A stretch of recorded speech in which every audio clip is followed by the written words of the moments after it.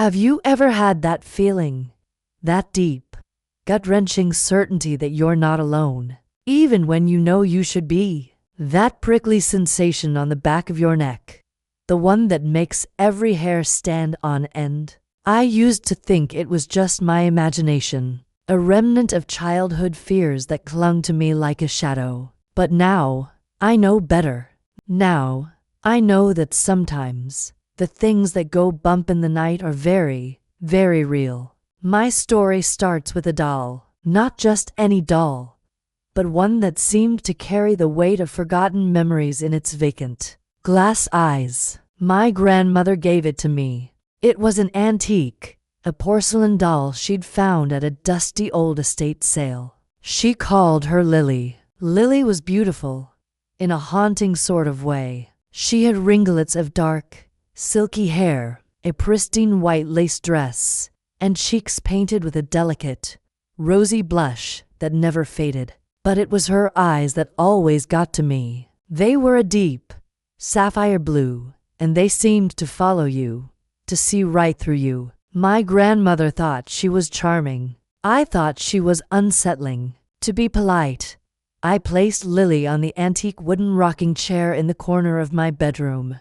It was my grandmother's old chair, a piece she cherished. It seemed like the perfect spot for her gift. For the first few days, everything was normal. Lily just sat there, a silent, porcelain sentinel in the corner of my room. I'd glance at her occasionally, that familiar shiver running down my spine, but I'd quickly dismiss it. It's just a doll, I'd tell myself. Just porcelain and paint. But then, the night started to change. It began subtly.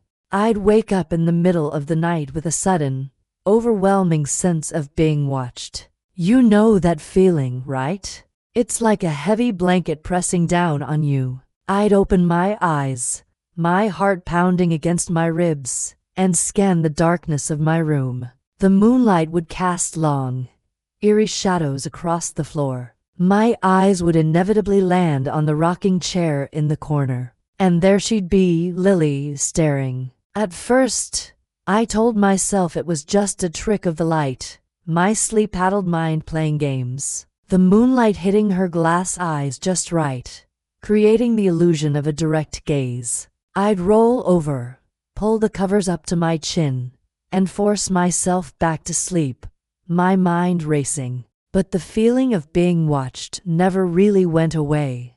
It lingered, a constant, low-level hum of anxiety that followed me even into my dreams. A week later, things escalated. I woke up again, that same oppressive feeling heavy in the air. I opened my eyes, and my breath caught in my throat. The rocking chair was moving. Not a lot, just a slow, almost imperceptible back-and-forth rhythm. Creak, creak, creak. The sound was quiet, almost lost beneath the hum of the house, but it was unmistakable. My blood ran cold. I lay there, frozen in my bed, too terrified to move, too terrified to even breathe. My eyes were locked on the chair, watching as it swayed gently in the moonlight. And on the chair, Lily sat, her painted smile seeming to mock my terror, her eyes fixed directly on me. I must have stayed like that for hours, just watching, waiting. As the first rays of dawn crept through my window, the rocking stopped. Just like that. The room was still again, silent except for the sound of my own frantic heartbeat. I finally found the courage to get out of bed, my legs shaking so badly I could barely stand. I walked over to the chair. I touched it. I inspected the floorboards, looking for any rational explanation. A draft, an uneven floor. I found nothing. Lily's unblinking stare was burned into my mind.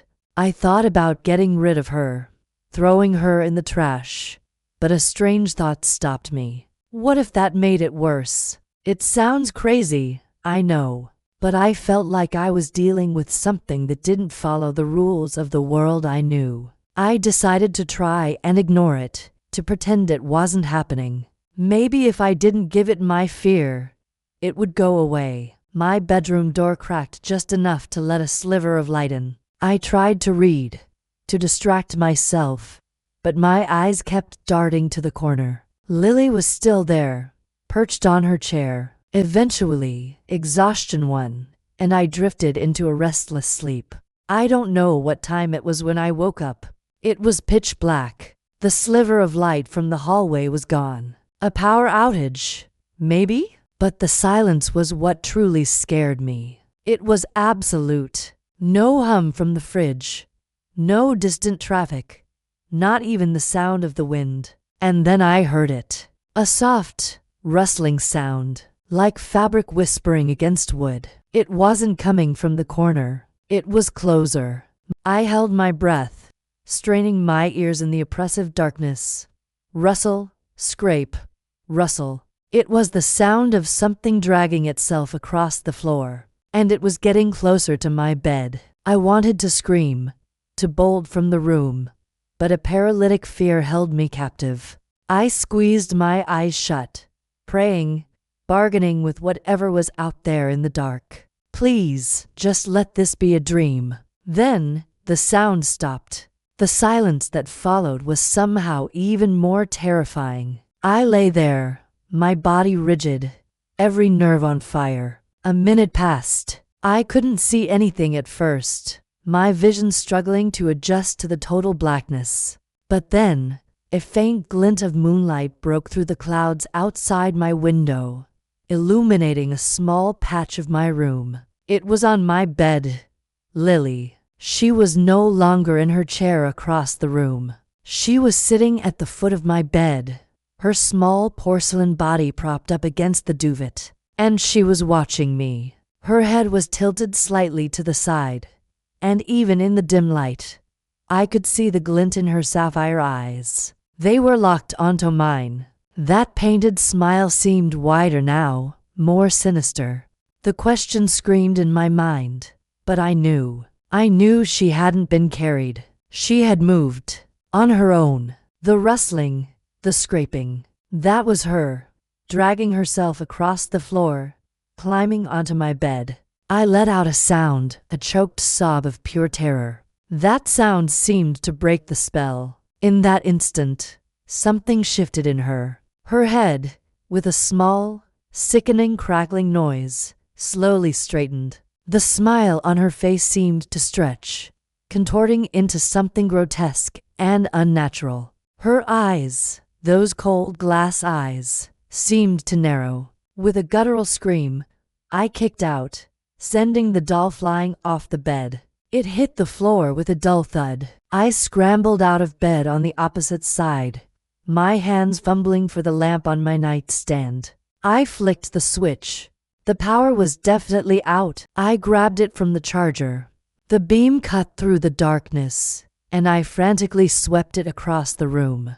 The rocking chair was empty. I aimed the light at the floor where Lily had landed. She was there, lying on her side, her lace dress fanned out around her. She looked like just a doll again. I backed away slowly, never taking the light off her, until my back hit the door. I fumbled for the knob, yanked the door open, locking the doors, my chest heaving with panicked breaths. I drove to a 24-hour diner and sat there until sunrise, shaking and sipping coffee I could barely taste. I never went back to that bedroom alone. My parents came the next day. The power was back on. Everything looked normal. The doll, Lily, was still on the floor where I'd left her. My dad, trying to be rational, said the rocking chair must have been a draft and that I must have knocked the doll onto the bed in my sleep. But they saw the look in my eyes.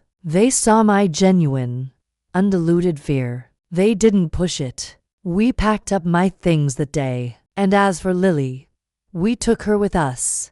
We took her to a priest, who, after hearing my story, agreed to hold onto her, to keep her somewhere safe where she couldn't harm anyone else. I live in a new apartment now. It's bright, modern, and has no antique furniture. But still, some nights, when it's completely dark and quiet, I wake up, and for a split second, I feel it. That cold, heavy feeling of being watched. I have to turn on the light just to prove to myself that the foot of my bed is empty. You never forget the night you wake up to find a creepy doll on your bed, watching you in the dark.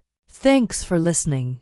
If you have your own stories, I'd love to hear them in the comments. And if you enjoyed this, please subscribe for more.